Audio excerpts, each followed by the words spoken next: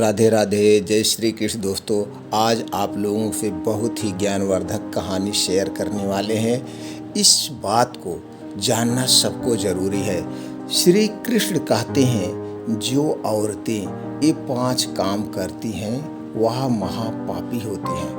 उन्होंने इसको सावधान किया है। हर स्त्री जात के लिए, हर घर के लिए जानना जरूरी है।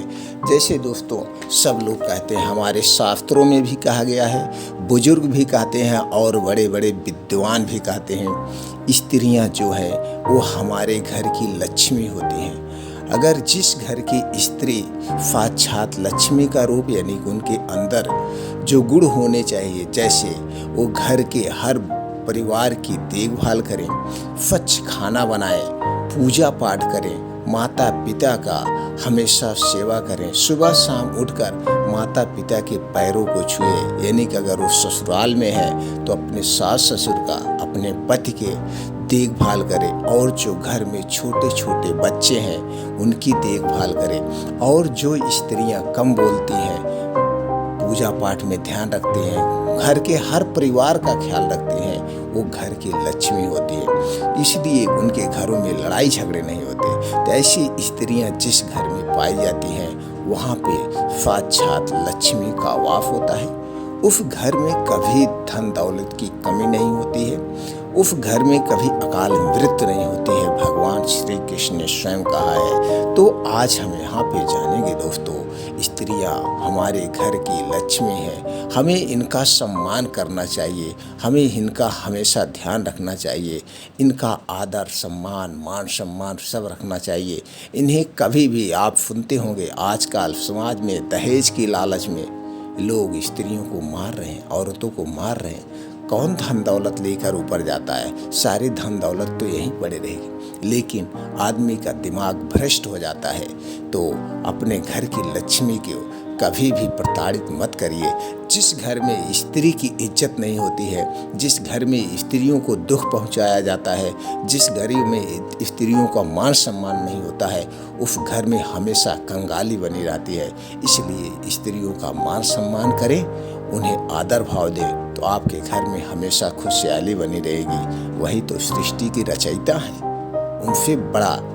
उनसे बड़ा त्यागी कौन हो सकता है? तो दोस्तों, आज हम वो जानते हैं कौन 5 से काम हैं जो स्त्रियों को नहीं करना चाहिए। पहली बात, रात दिन लड़ाई। ये 5 काम, जिस घर की स्त्रियां लड़ाई करती हैं, ज़्यादा बोलती हैं, स्त्रियों को चाहिए वो कम बोले। अगर कोई उनको 4 बात कह भी रहा है, वो भी संतोष कर लें, इग्नोर कर लें। थोड़ी देर बाद जो आदमी उनको बोल रहा है वो अपने आप समझ जाएगा कि हमने गलत किया है। इसलिए भगवान श्री कृष्ण कहते हैं, जहाँ पे लड़ाइयाँ होती हैं उस घर में माता लक्ष्मी नहीं आती है। जिस घर में शांति रहती है वह घर स्वर्ग होता है। उस घर में हमेशा माता लक्ष्मी का वास होता है। तो स्त्रियों को चाहिए वहाँ लड़ाई झगड़े ना हो, उस घर में लड़ाई झगड़े नहीं करना चाहिए। अगर लड़ाई झगड़े हो भी रहे हैं तो उसे इग्नोर कर दें और लोगों को समझाएं। दूसरी बात जो कहती हैं, पति का सम्मान ना करना। जो स्त्रियाँ अपने पति का सम्मान नहीं करती हैं, जैसे पहले के रीति रिवाज में भी है, कुछ आपके गांव में बुजुर्ग भी होंगे, कुछ आपके गांव में दादी माँ भी होंगी, उनसे मिलिए, देखिए आज भी वो अपने पति का नाम नहीं लेती हैं। लेकिन आज मॉडर्न हो गया है, लोग पति का नाम लेना सौभाग्य समझते हैं, अपना गर्व महसूस करते हैं। पहले कहा गया, पहले की औरतें यही कहती थी, जो हमारे पति हैं वो हमारे भगवान होते हैं। उनसे आप पूछिए, आज भी पूछिए, वो अपने पति का नाम नहीं बताएंगी। यहाँ तक ये कह देंगे कि उनके पापा तो ये भी भगवान मानते हैं। तो पति जो है वो आपका भगवान है। और पति का भी कर्तव्य है वो हर स्त्री की, हर अपनी पत्नी की हर एक बातें, उनकी जो भी इच्छाएं हैं उसकी पूर्ति करें, उनका भी मान सम्मान दें। यानी कि पति और पत्नी को दोनों को चाहिए एक दूसरे का मान सम्मान दें, तो उस घर में हमेशा माता लक्ष्मी का वास होता है। लड़ाई झगड़े नहीं होते हैं। जब पति पत्नी में मेल जोल रहेगा तो आने वाली जो पीढ़ी, यानी कि उस घर में जो बच्चे होंगे, वो बच्चे भी यही संस्कार सीखेंगे और उनके घर में हमेशा खुशियाँ ही खुशियाँ बनी रहती है। और तीसरी बात जो नहीं करना चाहिए, पति का पैर नहीं छूना, पति का पैर नहीं छूना चाहिए, यानी कि पत्नी का पति को जो है पत्नी का पैर नहीं छूना चाहिए। क्योंकि स्त्री जो है देवी का रूप होती है, साक्षात लक्ष्मी होती है, इसलिए पति का पैर छूने से भी बचना चाहिए।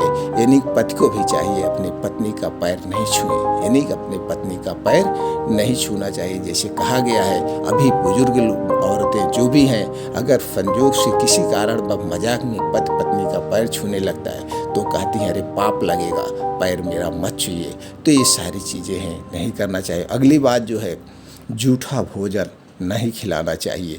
अब जूठा भोजन कभी भी नहीं खिलाना चाहिए। अपने पति को पत्नी को चाहिए जूठा भोजन न खिलाए। लेकिन आज का मॉडर्न ज़माना है, लोग एक थाली में खाना खाते हैं, एक थाली में खा रहे हैं। जूठा खिलाना वो समझते हैं प्यार व्यवहार बढ़ता है। हाँ, प्रेम व्यवहार बढ़ता है, लेकिन प्रेम व्यवहार बढ़ाने के और भी कारण हैं। पता लगा आप जूठा खिला रही हैं लेकिन बाद में झगड़े कर रहे हैं, तो एक ऐसा प्रेम व्यवहार। जूठा खिलाने से 2-3 आज के रीजन में अगर देखा जाए 2-3 बातें निकल कर आती है। अगर आप जूठा खिला रही हैं तो हो सकता है किसी को इन्फेक्शन हो, वह इन्फेक्शन उनके माध्यम से चला जाए, उनका इन्फेक्शन इनके माध्यम से आ जाए।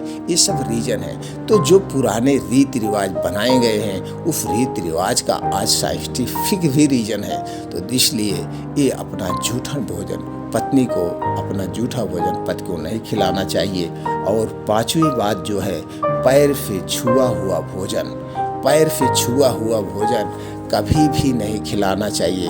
पैर से छुआ हुआ भोजन जो होता है वो दोस्तों पापी हो जाता है। वह भोजन मतलब शरीर में नहीं लगता है, अशुद्ध हो जाता है। इसलिए जब भी खाना पैर से छू जाए उसे प्रणाम कीजिए, उसे माथे से लगाइए, उस भोजन को ले जा करके जानवरों को खिलाइए।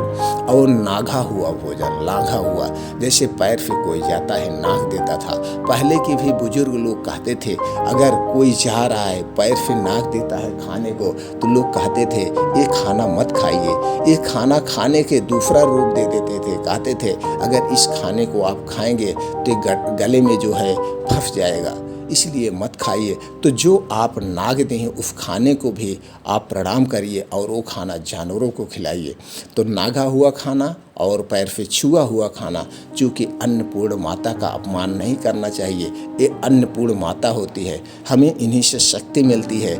इसलिए कभी भी स्त्रियों से संजोग से गलतीवश या किसी से भी गलतीवश खाने की थाली पैर से छू जाती है या खाना नाग उठता है, उस खाने को नहीं छूना चाहिए, उस खाने को नहीं खाना चाहिए। हाँ, उसका अनादर भी नहीं करना चाहिए। उस खाने को आप प्रणाम करिए, माथे से लगाइए, उस खाने को जानवरों को खिला दीजिए, कहीं ऐसी जगह पे मत फेंकिए। ये 5 बातों को स्त्रियों को नहीं करना चाहिए, इसका पालन करना चाहिए। तो दोस्तों ये जानकारी कैसी लगी कमेंट बॉक्स में हमें ज़रूर बताएं। फिर मिलते हैं ऐसी ही और ज्ञानवर्धक जानकारी के साथ अगले वीडियो में।